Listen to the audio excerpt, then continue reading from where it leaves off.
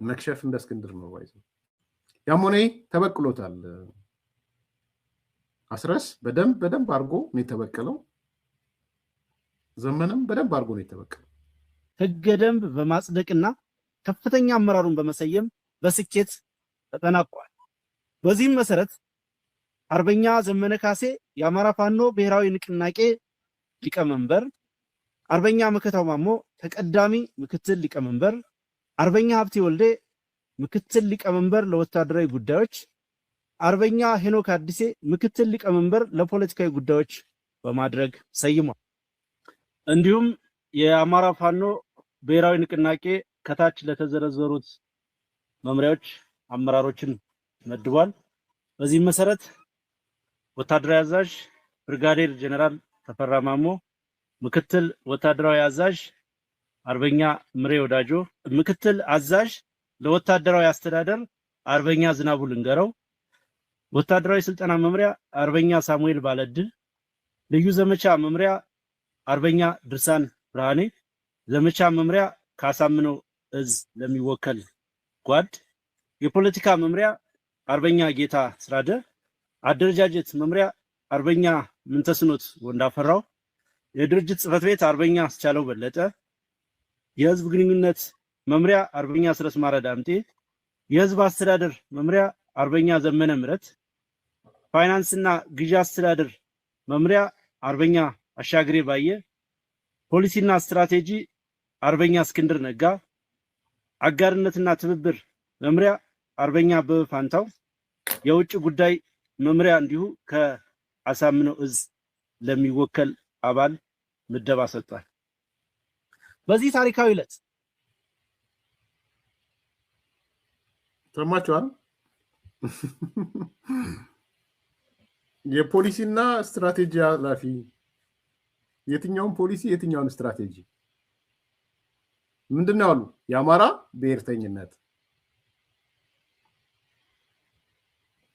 መዋቅሩ ላይ እኮ ላሳያችሁ። መዋቅሩ እስክንድር እዚህኛው መዋቅር ላይ እነዚህ ከላይ ያሉትን ውስጥ እንኳን የለም እኮ መምሪያ ታች መምሪያ ውስጥ ነው የከተቱት። አያሳፍርም? ጠቅላላ ጉባኤ ማዕከላዊ ኮሚቴው ላይም የዚህ ሊቀመንበሩ ምክትል ሊቀመንበሩ ምናምኖቹ የለም። የፖሊሲና ጥናት የሚባል እንኳን አደረጃጀታቸው ላይ የለም። ተመልከቱ። ምናልባት በደንብ ካልታያችሁ ላርግላችሁ።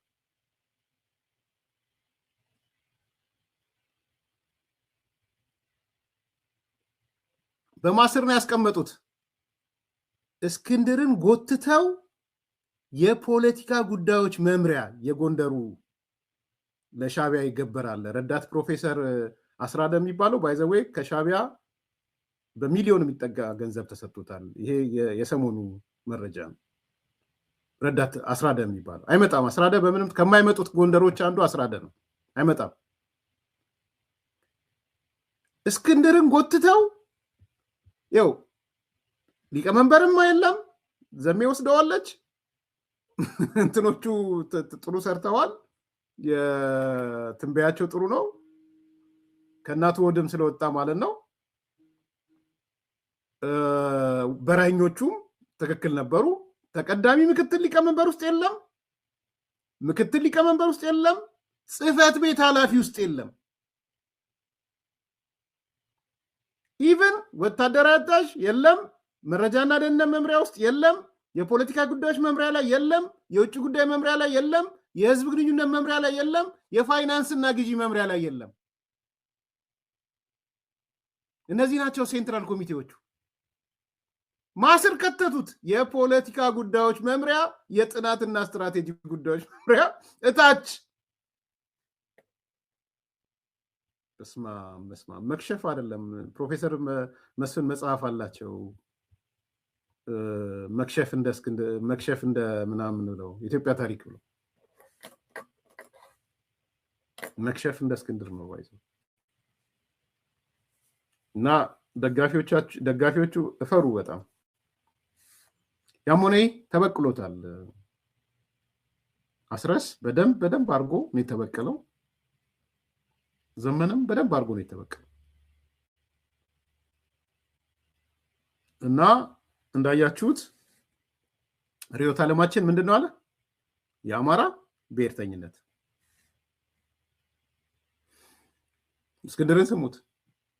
ምን አለን ሄዶ እዛ ቱርክ ሚዲያ ላይ ምን አለን? እዚህ የሚዲያዎቹ ጋር መጥቶ የናፖሊዮን ሚዲያዎችን ጨምሮ ብሔርተኝነትማ በፍጹም አይሆንም፣ በፍጹም የኛ አደረጃጀት የብሔርተኝነት አደረጃጀት አይደለም። ኤትኒክ ናሽናሊዝም አገር ይጎዳል፣ አገር ያፈርሳል። በፍጹም እንደዛ እናደርግም። ከእሱ ተከተሉ ደግሞ ሌሎቹም። እኔም ሳወጣው ይሄ ውሸት ነው፣ ብሔርተኝነት የለም፣ ኤርሚያስ ያወጣው ዶክመንት ተባለ። ይኸው የቃል ኪዳን ሰነዱ የአደረጃጀቱ ማለት ነው። እንደሚያስቡ የአደባባይ እውነት ነው። ኢትዮጵያ በእኛ ተርምና ኮንዲሽን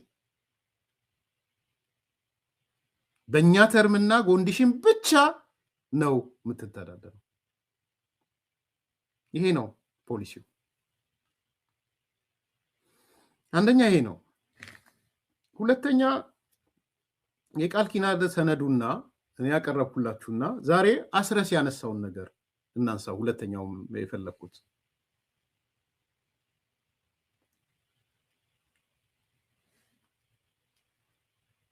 አንዱ በአማራ ሕዝብ እየጠፋ ነው፣ አማራ ሕዝብ በመጥፋት ላይ ነው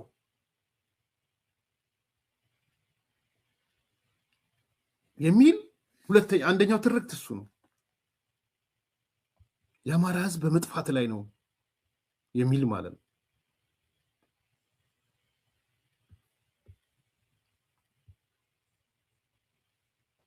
በአማራ አንድነት ላይ የነበሩ የተሳሳቱና አሉታዊ ምልከታዎችን አርሟል።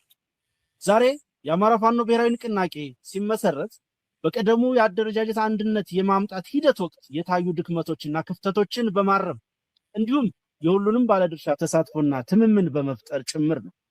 ይህ ውህድ ድርጅት የዓላማና የአስተሳሰብ አንድነት ላይ የተመሰረተ ነው። በዚህም ድርጅታችን የሚመራበት ርዕዮተ ዓለም የአማራ ብሔርተኝነት ሲሆን ይህም የወቅቱን የህልውና ትግል ከማሸነፍ ጀምሮ በዘላቂነት የህዝቡን ህልውና እንዲሁም ማንነቱን በማረጋገጥ መብትና ጥቅሞቹን ለማስከበር የምንታገልበት የአስተሳሰብ ቅኝት ይሆናል።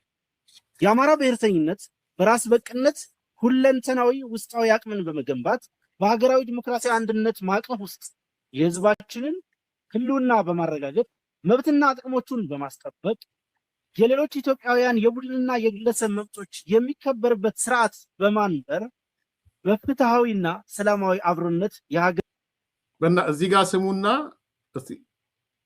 ከዛ እስክንድር የቱርክ ሚዲያ ላይ ሄዶ የተናገረውን ሌሎች ሚዲያዎች ላይ ሄዶ የተናገረውን ስሙት። አንገታችን ቢቆረጥ እኛ ብሔርተኝነት አይደለንም ምናምን የሚለውን ስሙትና እንግዲህ እስክንድር ምን ያህል እንደተፈጠፈጠ እና እኔ ዝም ብዬ አይደለም አስረስ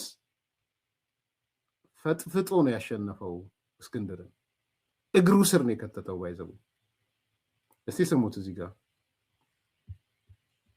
መብትና ጥቅሞቹን ለማስከበር የምንታገልበት የአስተሳሰብ ቅኝት ይሆናል።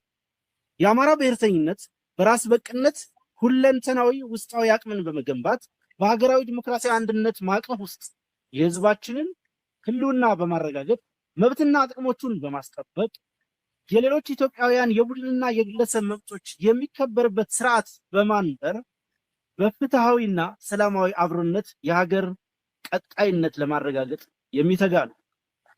በርካታ ቀናትን በወሰደ ጥልቅ ፖለቲካዊ ውይይቶች ቅንነትና ወንድማማችነትን ያስቀደመው የድርጅታችን ምስረታ ሂደት በርካታ ምዕራፎችን ያለፈ ነው።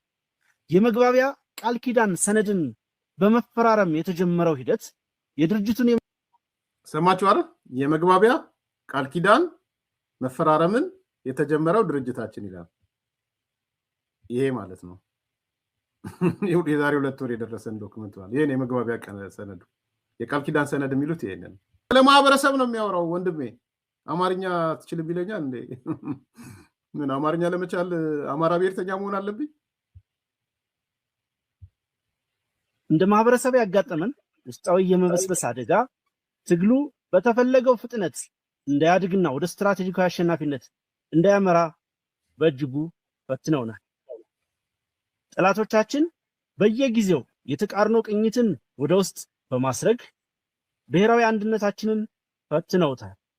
ይሁንና አዲሱ ትውልድ በፍጹም ብሔራዊ ቁጭት በመነሳት ይህንን ፈተና በጀግንነት ተጋፍጦታል፣ አሸንፏል።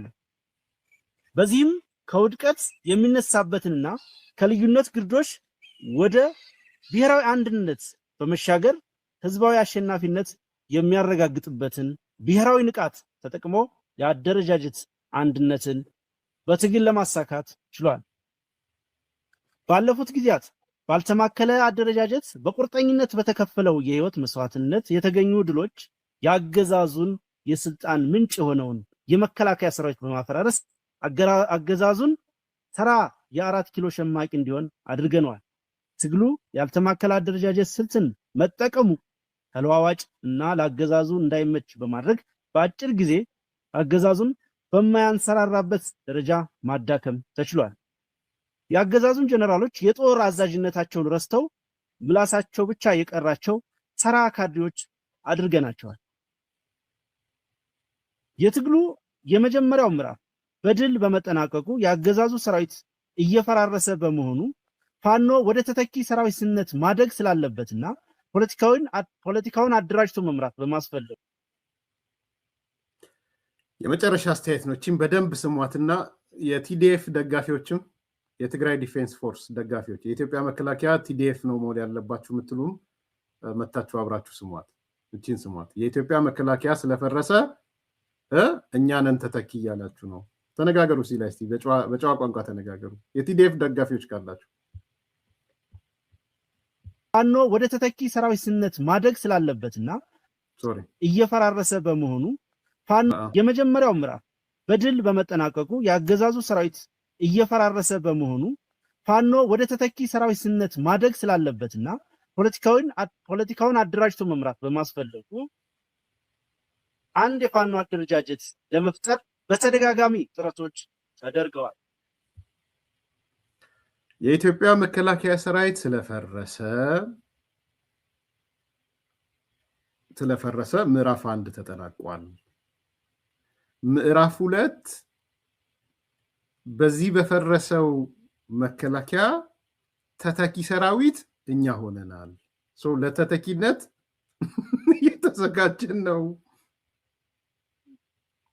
መቼም ይህን ሰምተህ ጮቤ ረቀት ካለ አይደል ወደ ድራፍት ቤት ሄደ ዲያስፖራ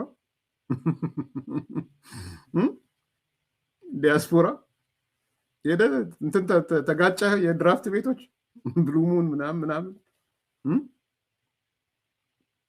እስቲ ተነጋገሩ ከቲዲኤፍ ጋር የቲዲኤፍ ደጋፊዎች ጋር።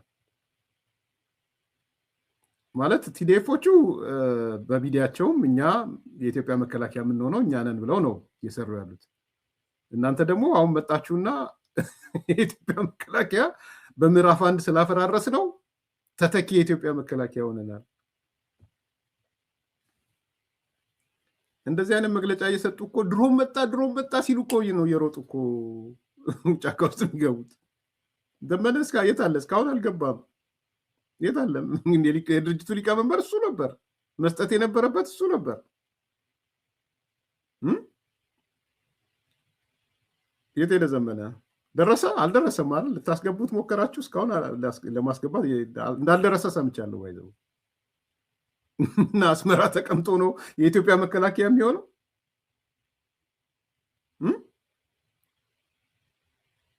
እንዲህ ናቸው ይላችሁ። በቃ ማለት ከሪያሊቲው ጋር ስታሳዩቸው የሚናደዱ እውነታውን ስታሳዩቸው። አሁን ምዕራፍ 1 ተጠናቆ ምዕራፍ 1 ሲጠናቀቅ የኢትዮጵያ መከላከያ ሙሉ ለሙሉ ጨረሱት፣ አልቋል። አሁን የኢትዮጵያ መከላከያ ወንድም ያስረስ መከላከያ ካለቀ ለምን ነው ባህር ዳር ያልገባኸው? ለምን ነው ጎንደር ያልገባኸው? ለምን ነው ጫካ ለጫካ የምትሮጠው? ጢሻ ለጢሻ ለምን ነው የምትሮጠው? ማለት የምትናገረው ነገር ሰዎች እኮ ይሰማሉ። የአዳራሽ ስብሰባው ህዝብ አይደለም እንዳትሉት።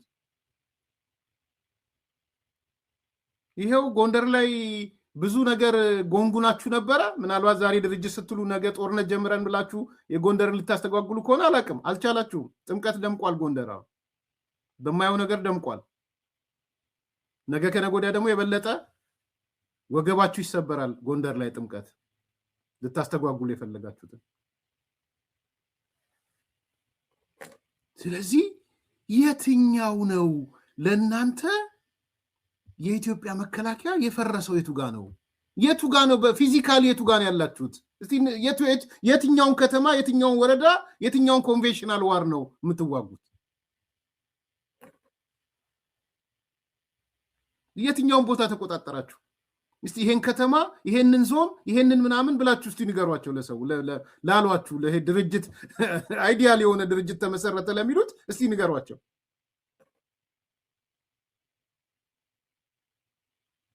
እና ይሄ ነው ማለት ልክ ነው። ፌስቡኩ ቢጮ ቢቃጠል፣ ሚዲያው ቢጮ ቢቃጠል አትገረሙ። ሌላ ነገር የለውም። ዲያስፖራ ያለው ሚዲያ ዩጋንዳም ያለው ዲሲም ያለው ሌላም ቦታ ያለው ከዚህ ውጭ ነገር የለውማ። መቀጣጠል አለበት። ፕራክቲካሊ ግን መሬት ላይ ምንድን ነው ያለው ብትሉ የለም።